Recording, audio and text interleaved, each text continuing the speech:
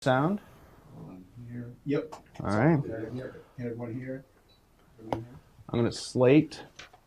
It's the Day with John Taylor Gatto, roll 3.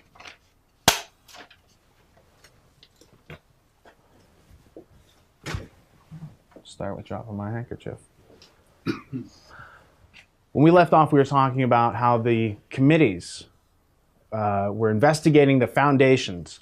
So there was a Cox committee, there was a Reese committee. They were looking into the origins of the education system and what is it really doing versus what do people need to survive and thrive in this world. And they discovered there was a more than a crevasse, more than a Grand Canyon. There was a gap between what we need to survive and thrive and be successful entrepreneurs pursuing the American dream with a real hope of attaining it versus being a servile class. And these committees kind of snapshotted and said that there's some foundations and there's some things in action, and they're trying to evoke real change, and they're going after our children. They were puzzled because they detected an agenda, but they couldn't figure the agenda out.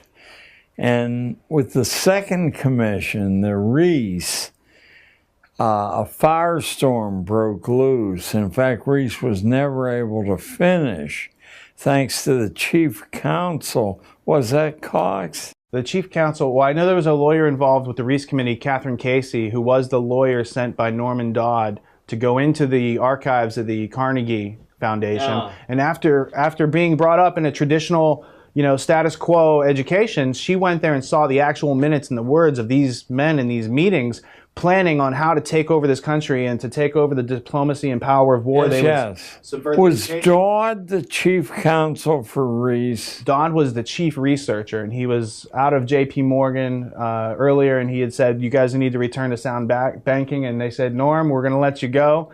And then Carol Reese had called him up and said, Norm, we want you to head up research because we think what they were describing as communist activity from my research, like in the comprehensive sense. Well, they didn't see clear. That was the bête noire of the moment, and so that was the easiest way to organize, but it was something far, far more profound than communism. Yes. Right. So that gets back into Pestalozzi, Lavater, other people who were intellectual elites who joined clubs. It's like the Bavarian Illuminati was one such club that has a lot of the intellectual elite of the area getting together, and in their drawing rooms, they're drawing out the plans for other people's lives. And they basically, when you look at the origins of our education system in America, it goes directly back to Adam Weishaupt's plans, which are planned on earlier plans, but still there is an organized effort to go after our education system. Well, there's one more recent than that. There was the Metaphysical Club at Harvard, right around the turn of the 20th century, and it contained such muscular figures as William James, who is the reason we have a course in colleges, academic psychology. That's James Prestige brought that in, and James was a kind of, he had a ligature to Wundt, although Wundt intimidated James a bit because he wrote so much and so copiously about everything. But in the Metaphysical Club, besides William James, was John Dewey, Oliver Wendell Holmes, and a number of other the shapers of 20th century American institutions.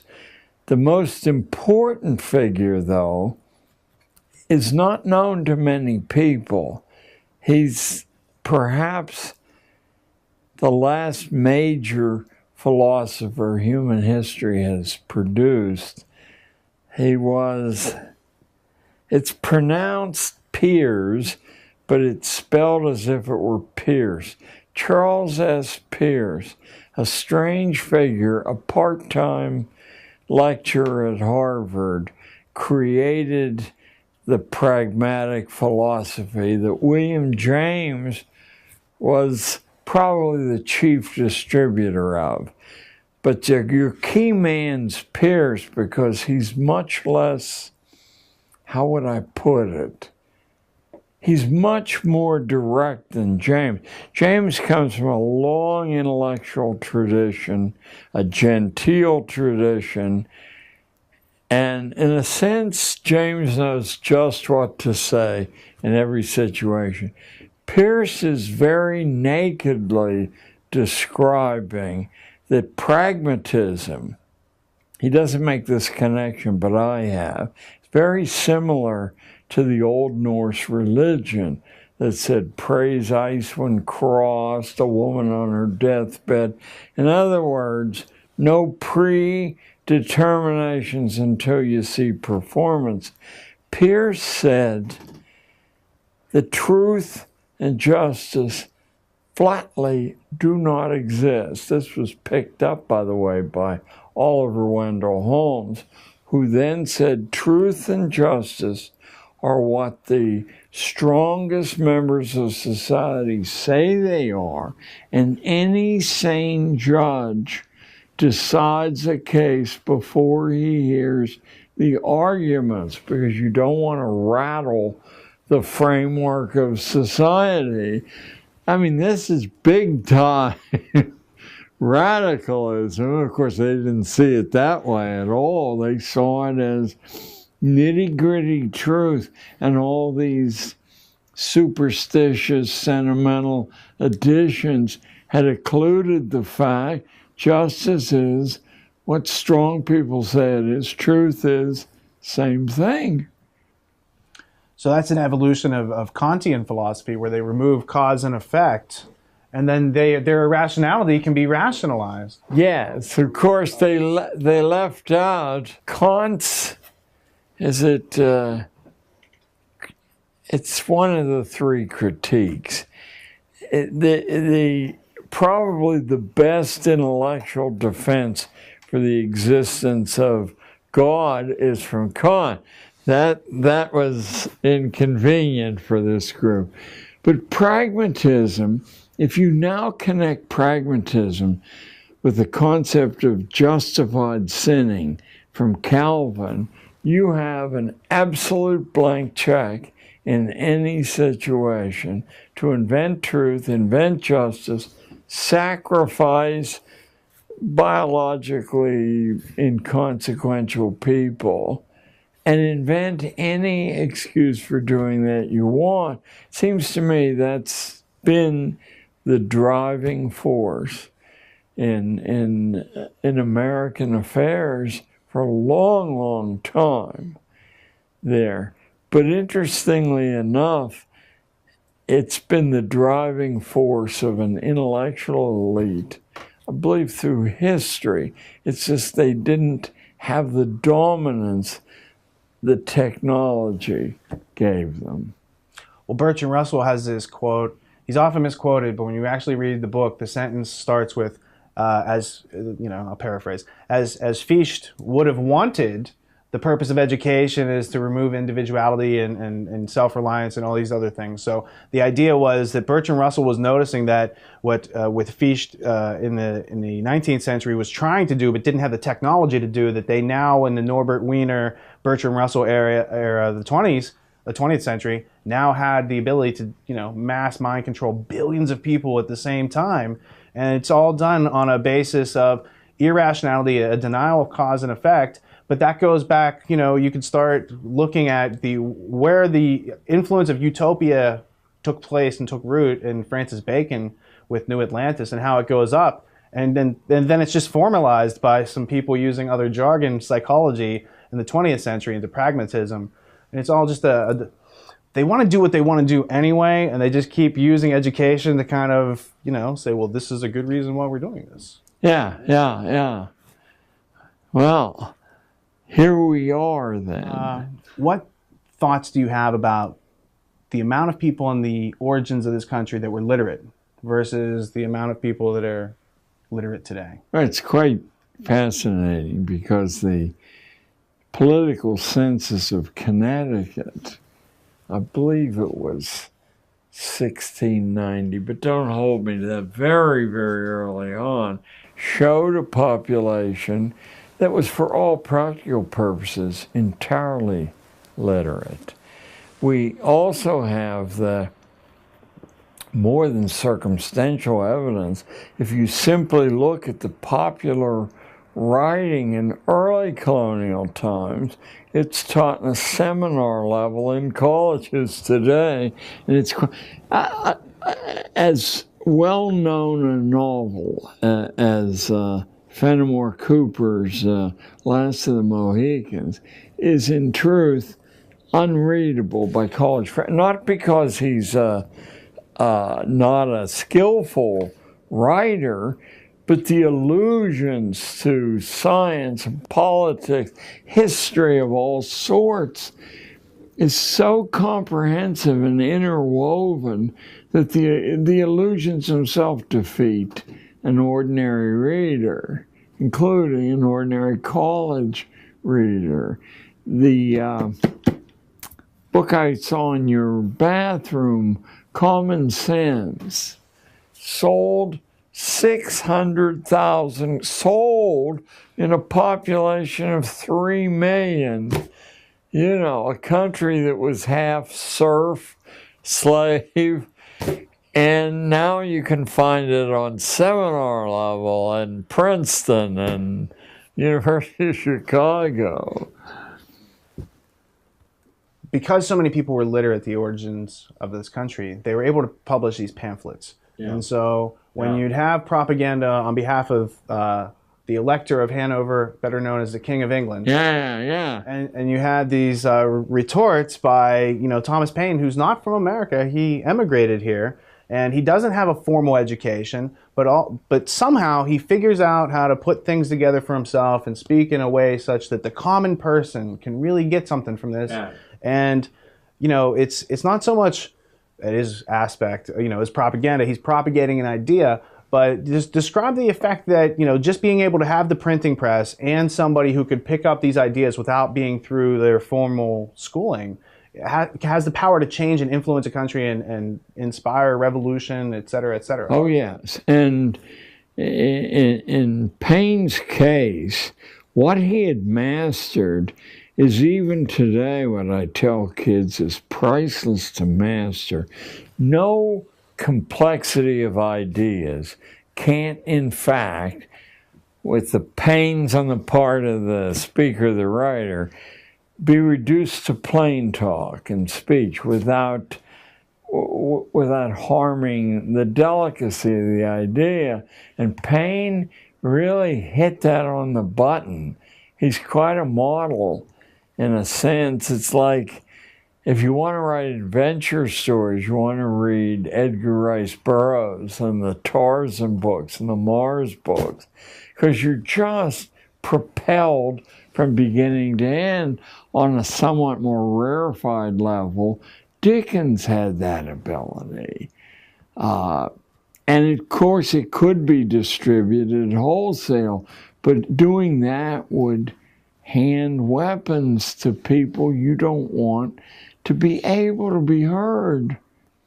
When you teach people to speak and think in academies, you've reduced their effectiveness to their associates there. So, we had some very productive experiments in mass literacy, including a phrase, a label that's vanished from use.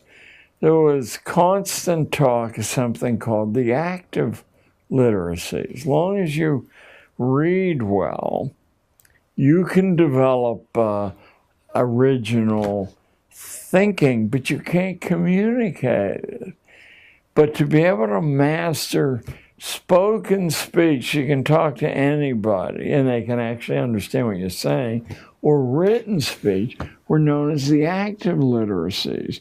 The British government made those a crime, a prisonable offense to teach ordinary people the active literacies, not reading, because you want your flunkies to be able to read so they can follow your orders so you can go and play golf or go fishing. But to actually communicate dissident thinking and writing, you can reach way beyond yourself. So the active literacies are, you find in the handful of elite private boarding schools, this tradition preserved. And in fact, in the academy tradition all over the world, there's a clear understanding that to be able to blink your eyes and knock off 300 words on anything at all, including a subject you know nothing about, is de rigueur. And so it is to be able to speak fluently, even on things you don't, where you can see, and I would love to know how it was done. The current president is masterful, not just good, he's masterful at the nuances of speech. That can only doesn't happen naturally there. Where on earth was that training? There are little figures he uses that have fancy Latin names to them. Sure. There. And of course, Bill Clinton was no slouch, but he comes out of a populist preacher tradition and is masterful with what he does. But the other is a formally trained science of speech. And I listened to the modulations and how he can shift from one idiom to another. And I said, somebody with this odd background, you know, all over the world, who's my daddy, who's my mommy, you know, something intervened there. It's no accident, by the way, that Bill Clinton suddenly emerges from a state in which Rockefeller is the governor. Who was Bill Clinton's mentor? Well, he has a variety of mentors. The very fact that he steered into Yale, which is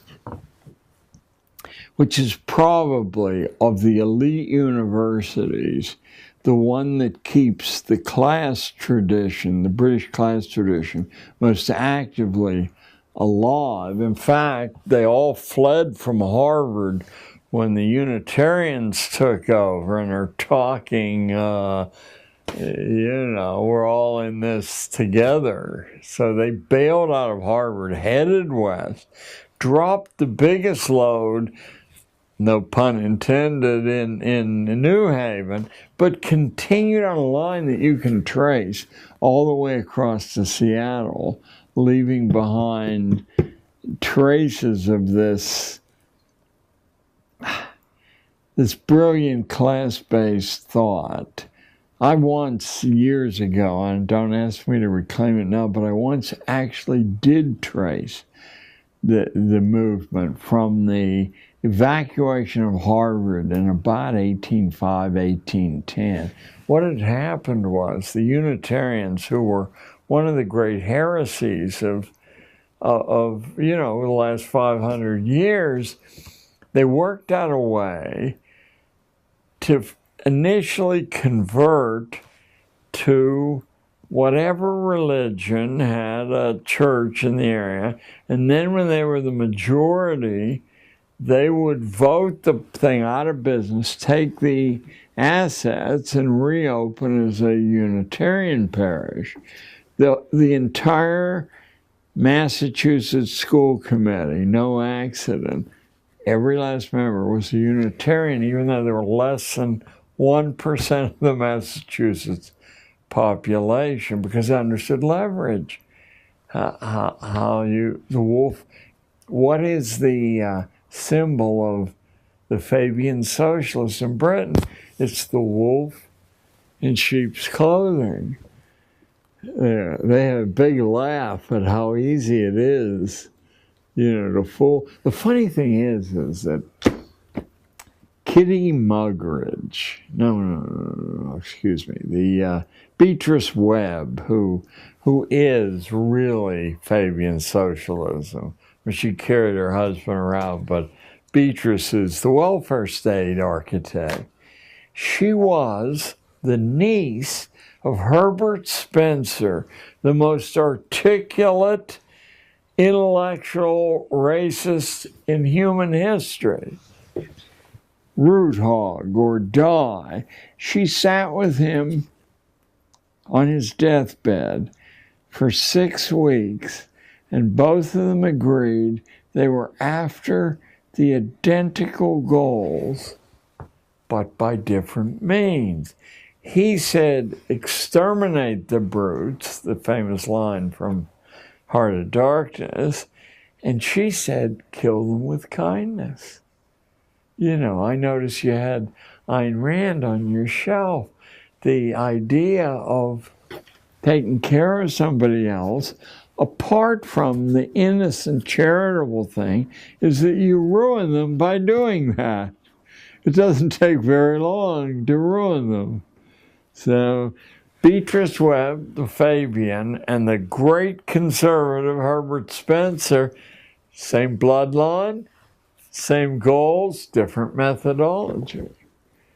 Fabian socialists also founded the London School of Economics, yes, among many other things. Sidney and Beatrice Webb were working with Arthur Balfour and the Society for Psychical Research, I believe. And one of the other characters that was spinning in that crowd was a guy named William T. Stead, who was editor of the Review of the Reviews, died in the Titanic, and was the editor-in-chief over that last will and testament of Cecil John. Yeah.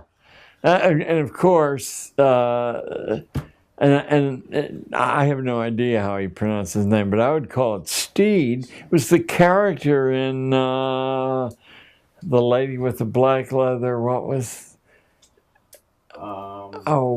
A sort of international spy series on television about 20 years ago. Diana Rigg was the female lead, yeah. And Steed was an inside joke. Kind of like the James Bond films are an inside joke to MI6 and Ian Fleming's whole career. And James Bond was an ornithologist, which is a bird watcher, which is what James Bond is. He's watching girls and playing this whole game for the De Beers cartel, which controls. And if you believe in justified sinning, that's what a license to kill is. It's for Her Majesty or whomever. Well, and Thomas Paine had some words to write about, where monarchies draw their idealistic power and who created crowns and these sort of ideas where somebody is born into a situation where they're allowed to rule over other people, and that's a collectivist mentality where they expect you to sacrifice yourself to the state. So Prussian schooling is definitely created to uphold that status quo. What is the equal and opposite? How do people transition themselves and remain individual and grow and learn and do these things for themselves? Well, I think there are a variety of smaller inspirations. Besides the fact that if you and I are correct, it's the natural instinct of people who've sort of been made aware of the life and the arc of a life. But oddly enough, the Congregationalists are the little white-spired, beautiful churches that once I believe you couldn't vote in this state unless you were one. They taught that the Presbyterians, as Milton said, new presbyter is but old priest writ large, because they met together once a year. And he said, that will ruin you, having this collective mentality. The congregation is sovereign in a real Congregationalist church. I don't know how they've mutated through history. And the minister is simply, the official of the moment to organize the back and forth. But the minute the minister becomes cheeky or out of line, out he goes, and usually if he asks for more money, because the minister is a functionary, the congregation gets the word directly from God. This is, of course, Martin Luther's enormous breakthrough, which he couldn't sustain. That's probably the great freeing line in human history. Every man his own priest. No organization is necessary. The communication's direct. Congregationalists modified it and said there's some value in other people's opinion, but not too many others. The people who show up and donate to the church, yeah, we want to hear what they all have to say. But the minister, So that was one source for a long time. These dissenting and independent religions that were unwelcome in Britain came here, and there's so much space, and it was so disorganized outside of cities. I mean, we had this infinite splintering. So that was one sort. I think the scale of the country itself, which couldn't be really monitored until very recently. Long ago, it occurred to me that when you have to depend on, say, horses, no telephones, no iPads, when you get about 20 miles from the center, they don't know what you're doing. Once a year, blue moon, they send somebody out and you say whatever the guy wants to hear. Back goes, it looks like everything's cool. That's how we had. There are no continuous governments in human history. None of them last very long, and I'm sure it's because this ferment on the fringe, which isn't very far away, eventually is fatal to the idea that, the hierarchy must be preserved. I think that's just a sign that there's so many people in this country. When things can get that obviously irrational, that there's just no intellectual self-defense. There's no one left to form, a sentence, let alone a paragraph, let alone have the power to get it printed in front of millions of people anymore. And that's what I noticed. And no editor would dare print it anyway for fear the ads would dry up. Senator Oscar Callaway in 1917 addressed the Congress, and he said that the J.P. Morgan interests, the shipbuilding, powder interests, had all gotten together and bought the top editor. They placed editors at the top 25 newspapers in order to control the content on political policy and military policy. So that was really the declaration, the first origins of the Council on Foreign Relations, which goal is to kind of control and mold the minds of the masses using official experts and historians. And so these clues won't leak. How about Harry Truman's speech before the U.S. Senate in 1942, denouncing the Rockefeller interests as traitors because they were selling oil to both sides. What he didn't know was that the Krupp cannon makers were doing the same thing, making the German cannon, selling them to the French or anyone else who would buy them. They had already become a virtual global society. But Truman's denunciation of the Rockefellers on the floor of the Senate, you would think that would be just elementary sharing with generations of school kids. No, doesn't exist for all practical purposes, unless you're willing to sit in my generation, sit in the library stacks and go through. I did that in Columbia. I said, I'm going to find out.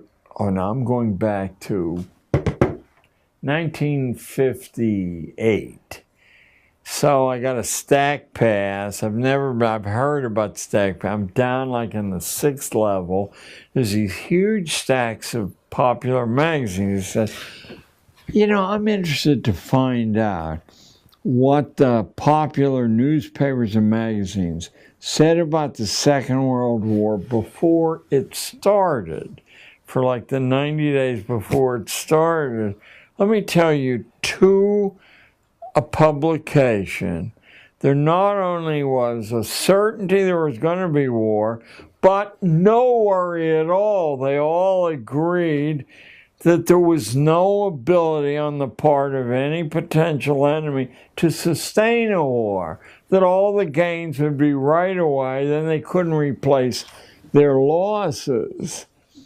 I noted that Quigley said, not only did the British start the war with a larger air force than the Germans, and more advanced technologically, but they could replace their losses and the Germans couldn't, and the Japs couldn't at all.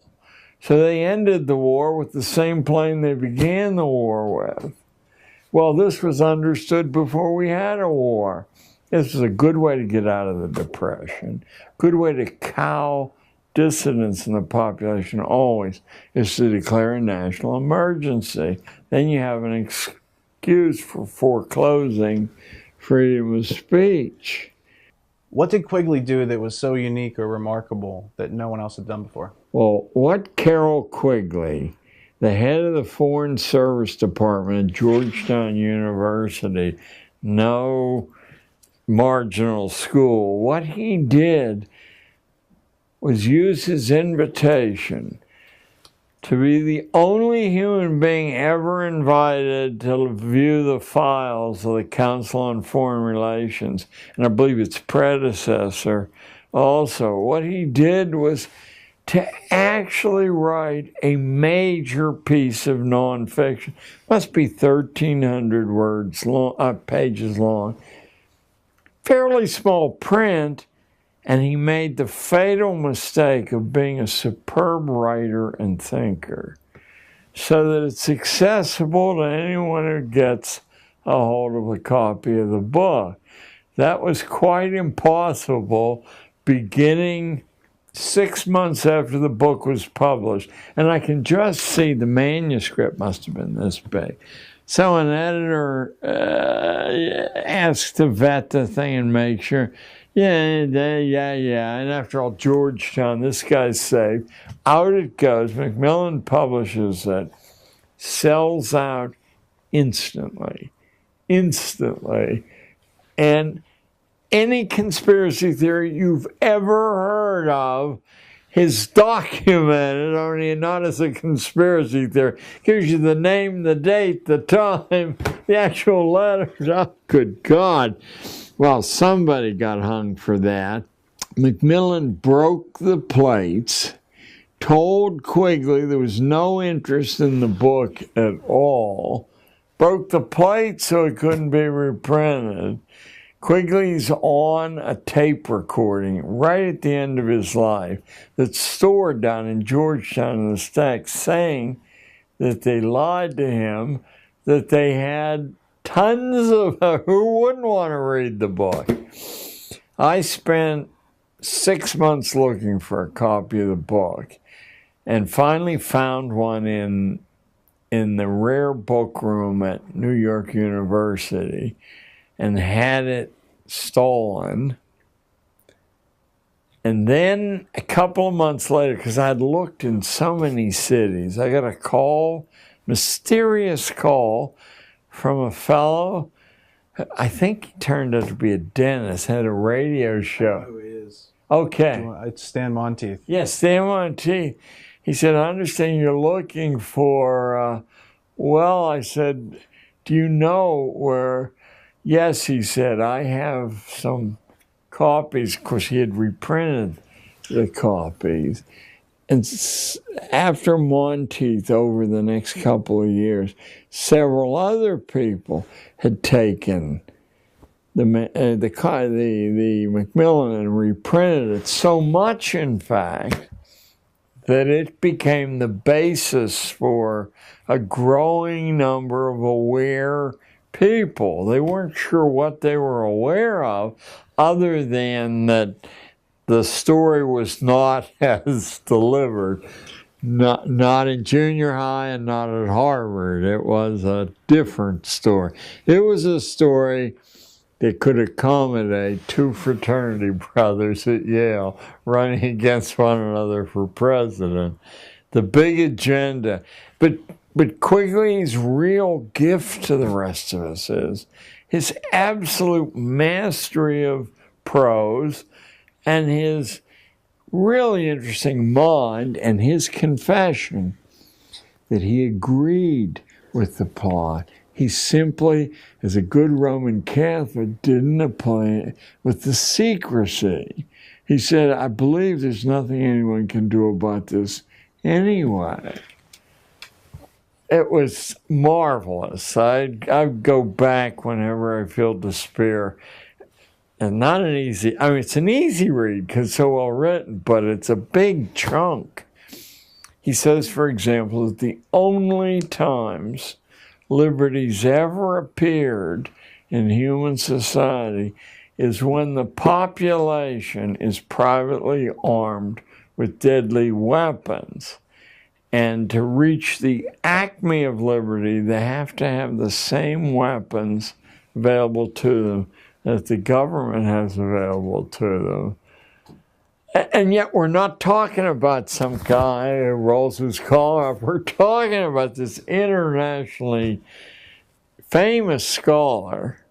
So, well, at the beginning, the American Revolution, the people who were fighting against the British government had equal arms. They were landowners. They had interest to fight over it. That stopped being equal in the 1930s with mechanized warfare and mass production because they've had Prussian education in place for 80 years, and now everyone's an obedient worker, and Amtssprache allows a lot of people to do things that they normally wouldn't do, but now it's part of their job, and now it's their responsibility, and now it's their duty, and all the things that Milgram drove home through his experiments. Look, these people will kill other people if you put a white coat on. Yes.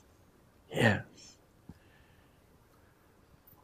Well, it's quite exciting. I mean, it's a hideous turn in human history, but it's quite exciting. The comprehensive surveillance mechanism prevents local groups from developing armament. These Arabs have done the only thing of which there isn't a successful defense, and that's to blow, just what the Japs did at the end of World War II, to blow themselves up, to blow babies up, to blow, not women very often, but still they're beginning to appear as human weapons.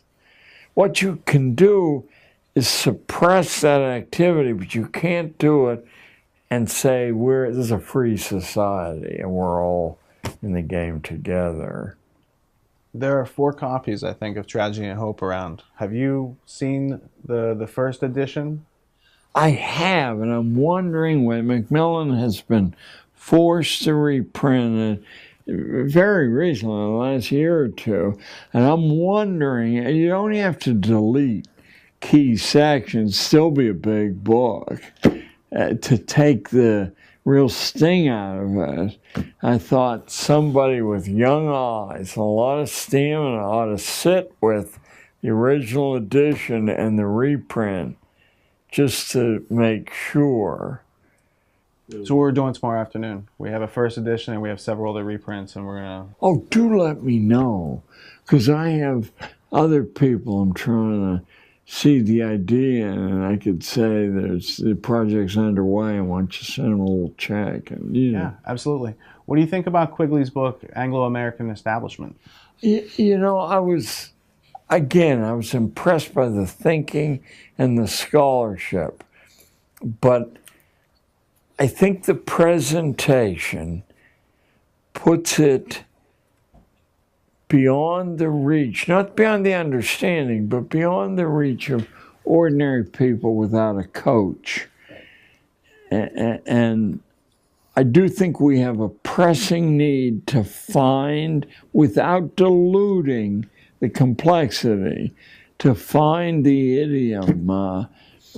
I think I said to Rich earlier, it drives me insane. There are things I've been rewriting for years because I'll try them out and I'll feel that an audience misses how that plugs in.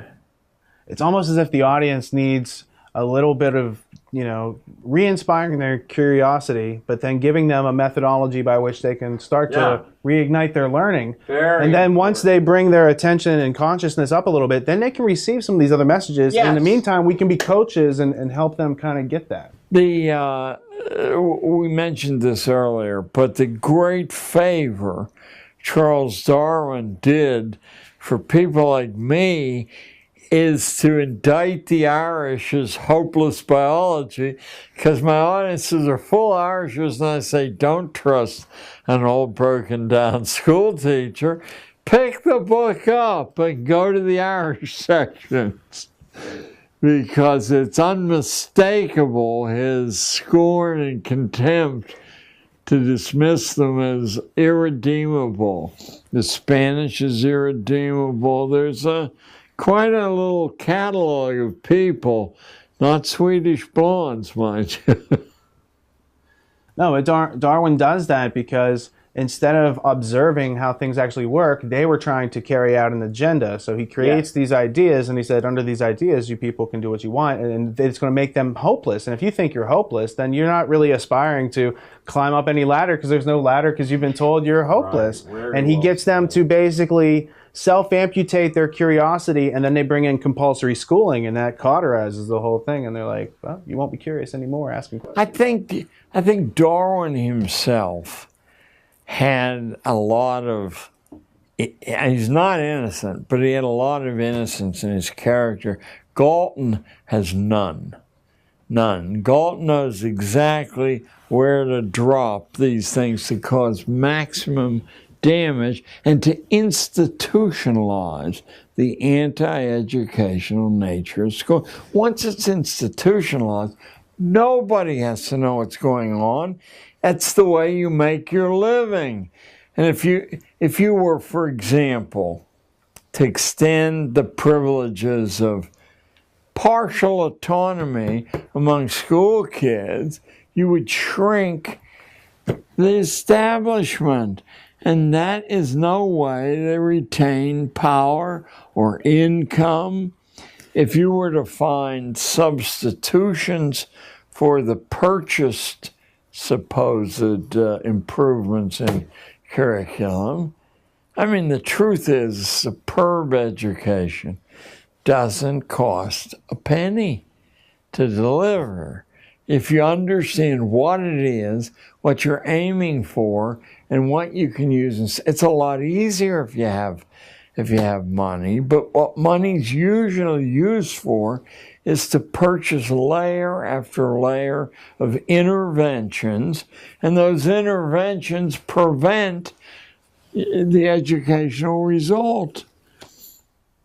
Compare and contrast how Adam Smith felt about money and the earning of it to sustain oneself versus today, where it's just earned to buy more and compulsory, status, what do you say, status symbols, conspicuous consumption, these ideas. I must tell you, I used to be enough of a favorite at the Cato Institute that I was named the Secretary of Education in their shadow cabinet. That has to be, that's when, did you know Marshall Fritz?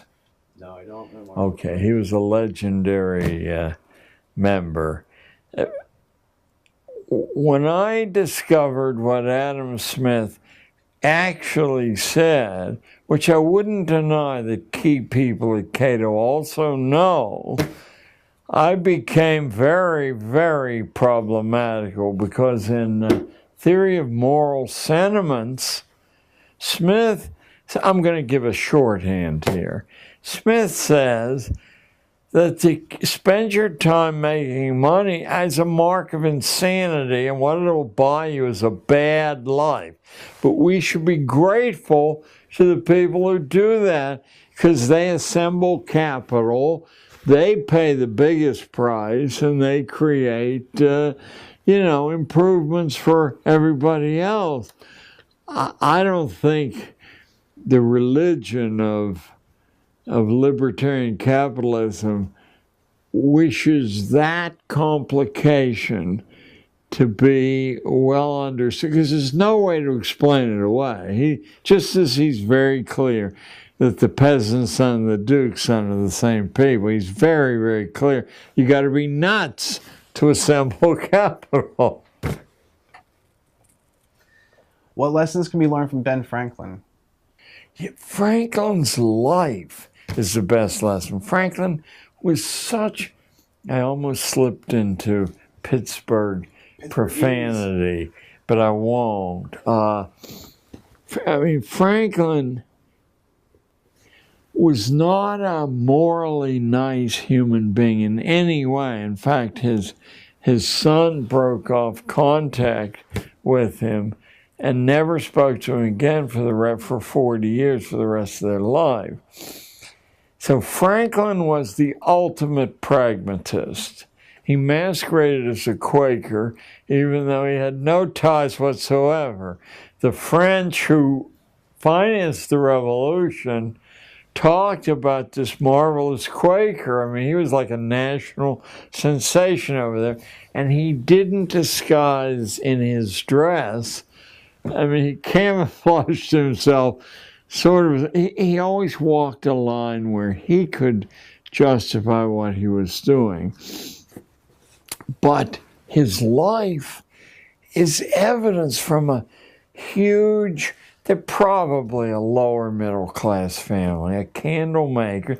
They always had food on the table. But his autobiography is worth its weight in gold many times, because he explains how you can introduce the highest level curriculum imaginable to 10, 11-year-old people. That his father, who had no touch with, scholastic theory, would bring in every night a stranger from the street, set an extra place at table so that the, in-house culture could be infused with fresh input there.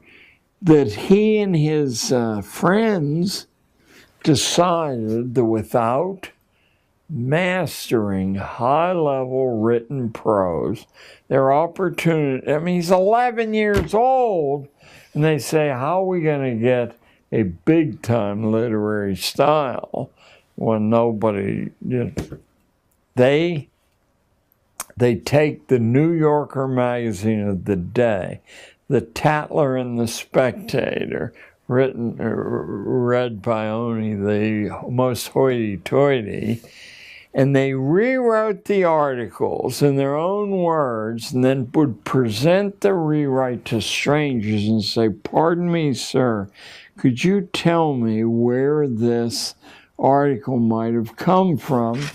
And when everyone said, oh, that's Tatler or Spectator, they knew they had mastered that. Come on, they wouldn't do that at Harvard, Yale, and Princeton. These are 11, 12-year-old boys. And he's doing it while he's working a 60-hour week at labor. And he's putting capital aside for his own business by selling beer to the printers at their lunch hour. How does he get to do that?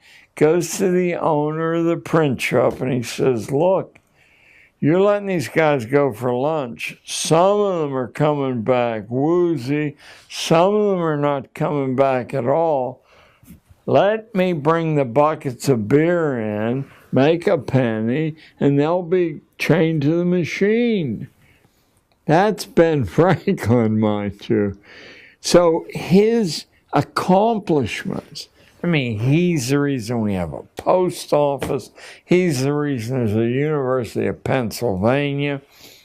He's probably the reason the German isn't a coeval in Pennsylvania, because all these little German pietist groups were not speaking English any more than they could get by with, and he found ways to put political pressure and penalties on them if their kids weren't surrendered to English training. No, he's a miraculous example of what nobody can do if they know what to do and have some discipline, mind you.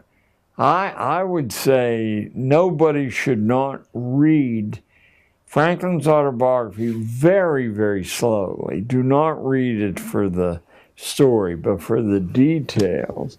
And you have a formula that anybody could use. So there's for Ben Franklin. What could a student learn from the life experiences, young life experiences of Thomas Edison? Well, Mr. Edison, from New Jersey, begged his mother not to waste his time sending him to school. This before he was 12 years old, and to allow him to go west where during the Civil War, where opportunity was burgeoning. And she let him do it 1,000 miles from home. He became a train boy. That's the lowest job imaginable. You know, at whistle stops, you go out and buy sodas or coffee. You know, you're everybody's factotum. But he talked the train into letting him put a broken down printing press in the boxcar. And then during the Civil War, because he was able to connect things into new realities, he knew that the train stations got Civil War news at the same time the newspapers did. But the newspapers didn't come out to certain hours. He used his printing press to run current Civil War news instead of auctioning off children at the whistle stops. He sold the Grand Trunk Herald. And because he wasn't the nicest guy in the world, he varied the price from a nickel to a quarter, depending on what the audience could pay. He put together a substantial stake that founded his own. Plus, he used the stake in the years he was doing this to start 3 businesses, each one of which depended on the advantage he had by going up and down the Michigan length there. Now, let me see. I'm years away from one of them. One of them was that he could distribute magazines and newspapers free. He'd just pick them up at some drop point, and he could put anyone out of business because he didn't really have to charge much to do that. There were a couple of other, I think one was a food business, so that when he ran out to get something for the passengers, he was the owner of the business. And there was a third one. He, of course, has 1,007 patents without a day in college. In fact, when he founded GE, it wasn't called GE, but that's what it became, he made the tests for hiring executive staff so hard that he used to laugh and say nobody with a college degree can pass this test. Now notice if all of this documented history was, and it's your birthright, if this were shared with you in 3rd grade and 4th grade and 5th grade, notice that you would arrive at the age of 12 with a whole different idea of what your prospects were, rather than your hand shaking because you got a C on your report card, and that probably would doom your career. It's a colossal crime, and I'm speaking now as a detective story fan. I'm staying away from the moral high ground here because it's so far beyond what we define as good and evil. And for the people who do this, it is good because, as as Darwin's Malthus, as Thomas Malthus says clearly in his essay, Climbing the Mountain, the high ground, the moral mountain. He says it's a kindness. These people are doomed to such miserable lives that to hasten their demise is a great kindness to them. You work them to death, you starve them. You're doing God's work. He, of course, was a parson of the Church of England, which Charles was trained to be, but you know, left in Galton. We had people like Lippmann and Bernays who recognized that people were inherently irrational. And instead of trying to teach them critical thinking, they say, let's use fear and confusion to control them even more. That's Spinoza as the author of that.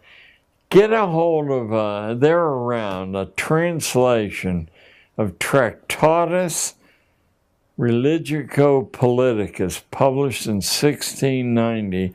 And any outlook you have on Spinoza will change radically. You're in the hands of a man who could put Adolf Hitler and his high command in the shade. He had worked out all the ways. There weren't any escape loopholes. And he sold the plan to monarchs, you know, who had a long, hard slug to sell it to, you know, the traditional upper classes who still had scraps of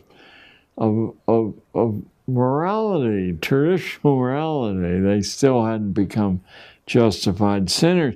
Thomas Jefferson, in Notes on the State of Virginia,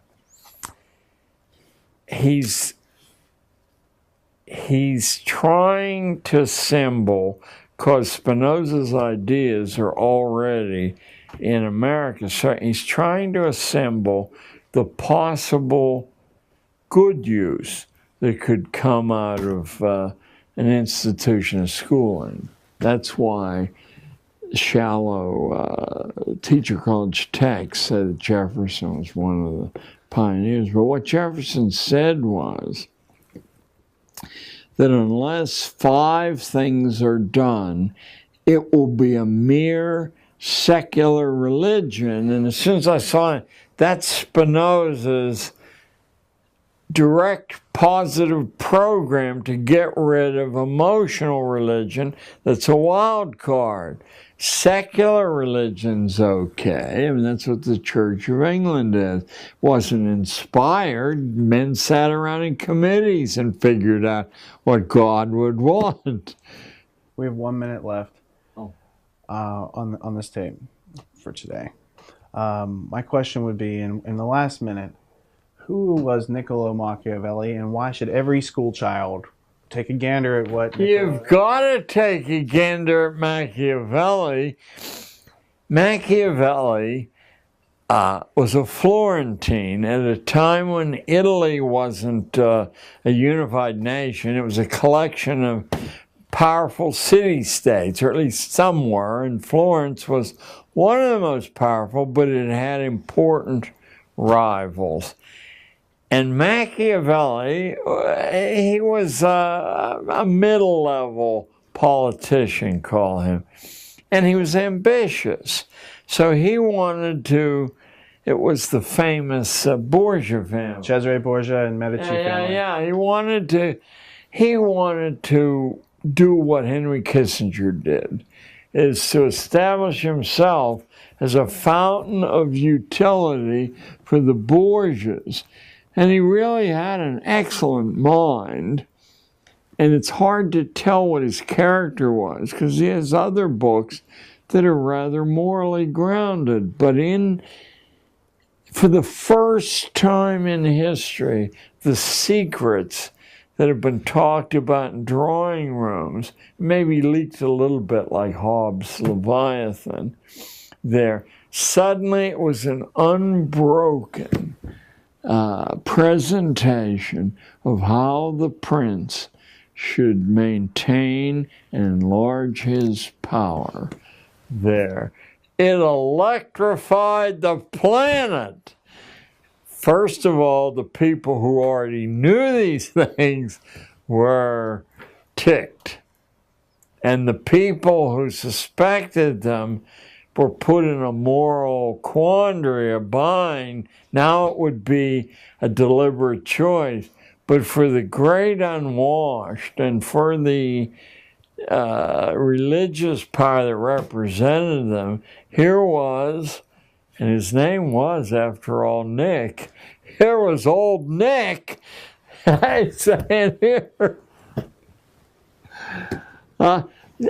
you know, we could give us 10 years and no one could pass through school without being aware of these high or low points in the creation of their own society. Then at least they would have choices. And I know some would choose to sell out, but others, because of that romantic quality in the young, you know, that's why we send them over to get blown up, you know, they do what they did in the 60s. It's a turning point in American history. After national policy. That tape end? Mm-hmm. All right, we're going to turn the lights off. You can continue talking. I'll just mark where we are. Oh, I did. This probably ought to be on. But remind me tomorrow, I'll do this. After national policy was contradicted by the riffraff in colleges and high schools, word went out that was never to happen again. A group called the Trilateral Commission published a book they subsidized at NYU. It's worth picking up. It's called The Crisis of Democracy, 1975. And in shorthand, the crisis is, if the people take it seriously, we've got trouble on our hands. So we've got to hide power and how decisions are made even more rigorously than we've done in the past. Just like Hobbes said power is never where it seems to be. Not us, it's never there. Those are always the, you know, the flag catcher. If only Hobbes was writing for the average person, if only the person was literate, if only they had critical thinking so that when they were so that their literacy didn't make them a slave. Yeah, or make them think of people like Hobbes. Oh, it's just another book. It's man's book. Yeah. That's his opinion. Well, he was the advisor of the king, and the book stayed in print, you know, for 450 years. There's actually, in the great books it's in with Machiavelli and Hobbes, in volume 23. From that set over there. Not the Harvard Classic thing. It's the great books of the Western world. Oh yeah, put together by Chicago. Right. I was accepted to the University of Chicago when I was a sophomore in high school, and my mother wouldn't let me go. And my uncle, who graduated